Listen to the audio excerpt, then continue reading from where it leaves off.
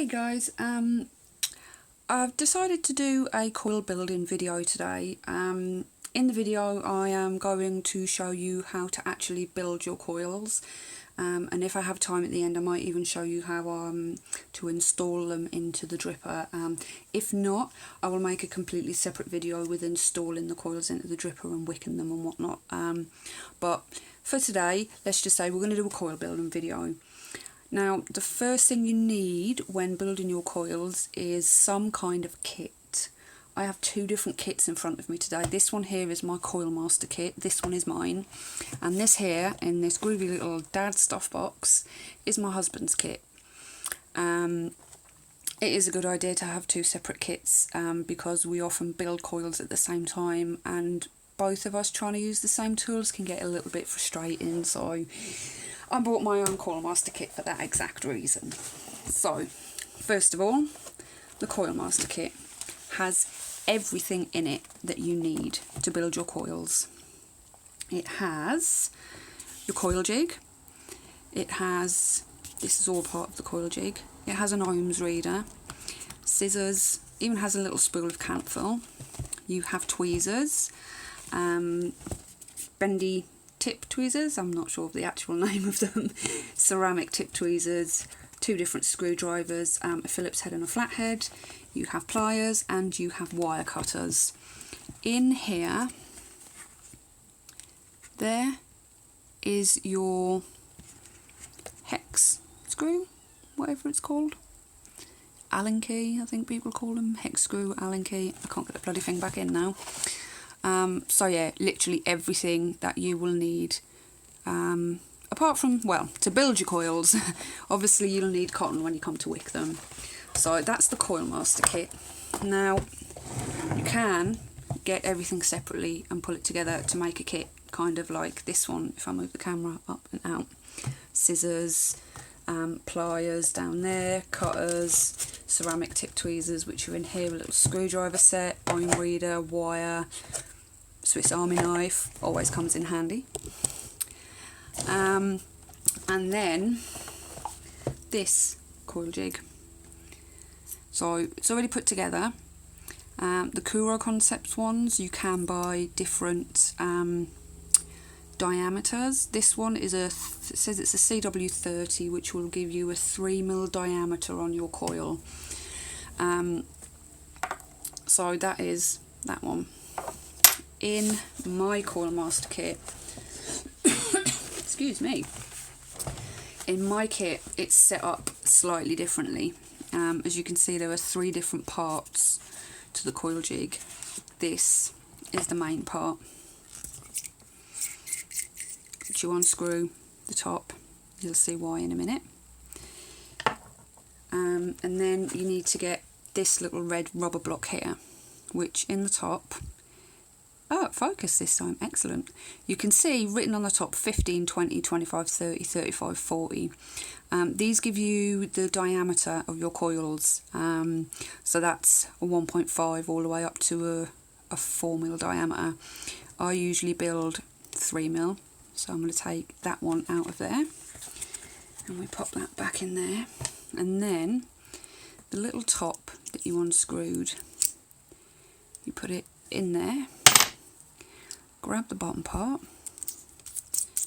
screw it back on all the way, and there you go.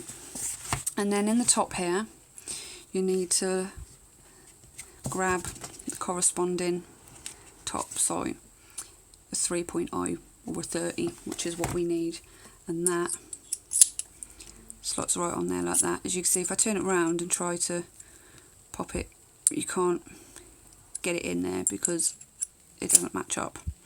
So you can see the end result is basically just the same thing. Two coil jigs, just the Coil Master one is built up in a different way. So there you go, and you can see that one fits on there, that one fits on there, so there we go.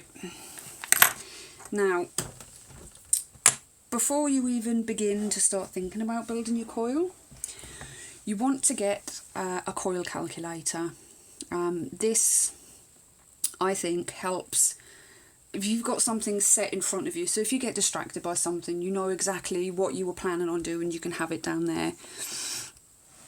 I prefer microcoil. I find it very easy to use. I find it very intuitive. You can save your coils. So say you like, me personally, I like the same build in all of my drippers. Some people I know do different builds and different drippers, so you can save each one and you can give it whichever name you want. So I'll show you how to use this. The coil diameter, we've got a 3. The wire type, which is right here. I've actually wrote Ni80 on there, but it's nichrome. It's not nickel, it's nichrome 80. So that's already in there, but if I pop, you can see all the different things on the list. But we have nichrome 80.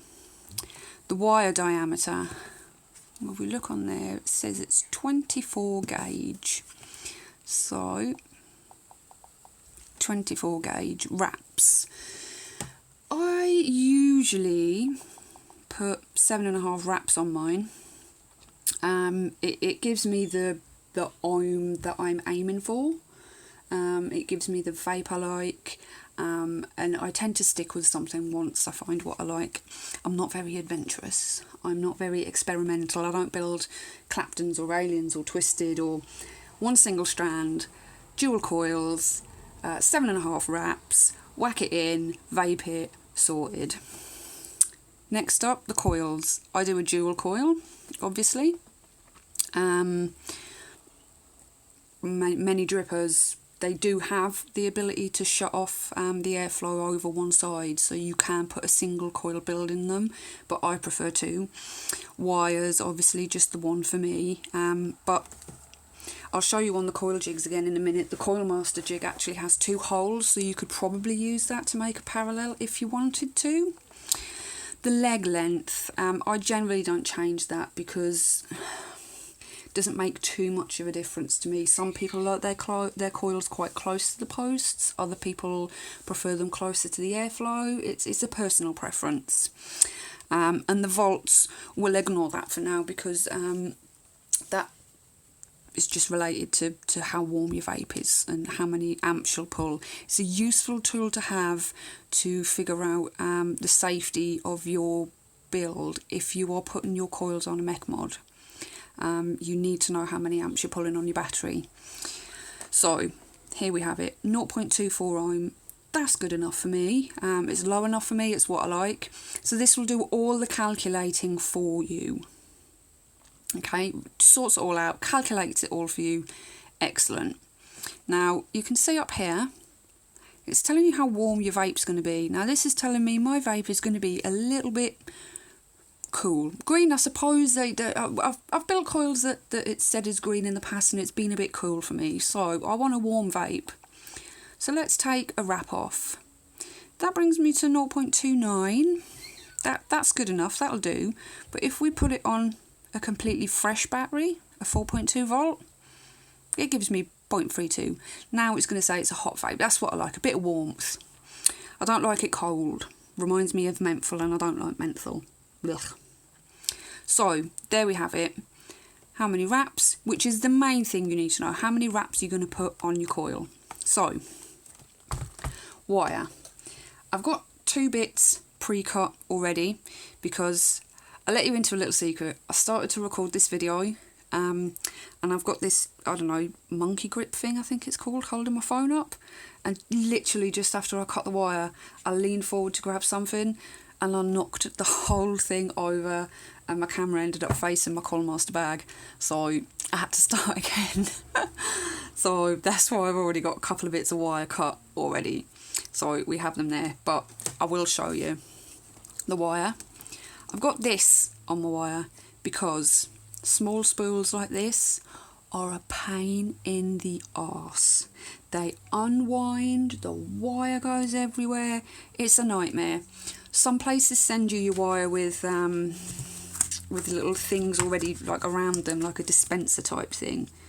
As you can see, that has never been used because I prefer nichrome.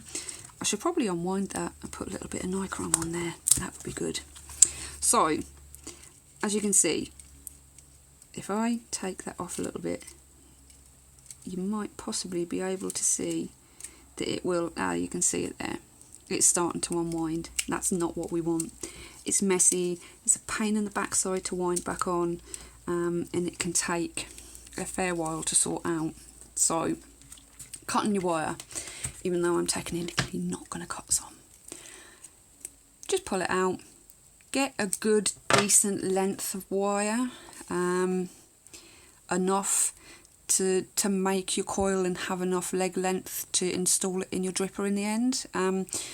After you've made 3 or 4 coils, you'll get a good idea of how much wire you need to make a single coil. So that is the length that I have already. You can see I'm literally just holding right on the tip end of them. So that should be long enough. And then you simply snip your wire, which I'm not actually going to do. Snip it, snip, snip. And then take the bit that you've already cut and hold it end to end and snip yourself another bit of wire. Now you've got 2 bits of wire the same length, and you've got your wire to make your 2 coils basically. So let's put that over there out of the way. The coil jigs. I did say I was going to show you on this one, didn't I? Here we go. You can see there's 2 holes there, one there, one there. 2 holes.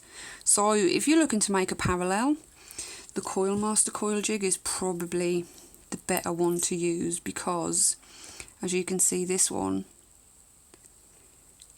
only has the one.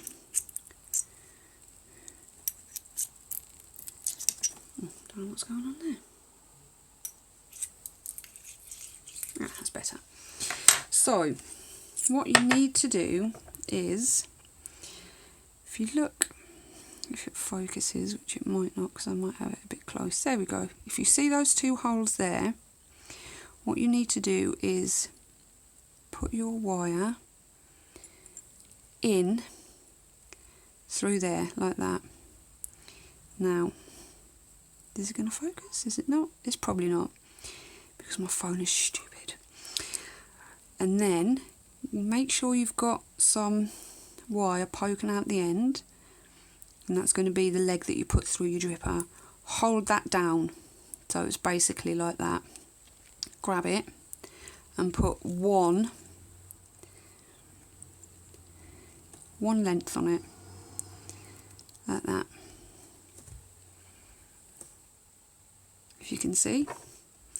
And then you take the top, give it a push down actually, take the top, pop it in the hole, so it's like that, and this little metal is behind the wire. So we've got 1 wrap. We want, according to our program, 6.5 wraps, so we've got 1. So have it facing you, 1, 2, and then let go just a little bit to give room for the next wrap. 3, and then let go just a little bit. 4, 5, 6, and then bring it round so both legs are pointing in the same direction. Now we have 6.5 wraps, and if it focuses, which is taking its time, it's probably got too busy in the background. There we go, focused. You have a pretty sweet looking coil. It's nice and tidy, it's not sticking out. I tried building coils with a screwdriver. Yeah, did not work. It did not look anywhere near as good as this. So for me, a coil jig is a lot better. So there we go, you can see that. It's a pretty nice looking coil. Simple, easy, bosh, done. So we have 1 coil. 2 coils, so you get it again. Pop it in the little hole in the top, make sure it comes out the side, hold it down with your thumb and put 1 wrap on already. Push it down, hold it, and then I find it best if you put it with the little silver, this little silver knobbly bit facing down. With your wire facing up and that facing down, it'll always come in behind it. So we have one wrap on there. So that's 1, 2.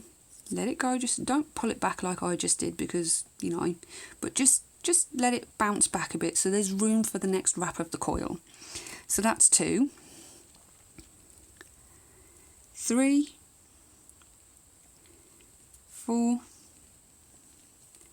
5, 6 and a half. So there we go, both legs pointing the same way.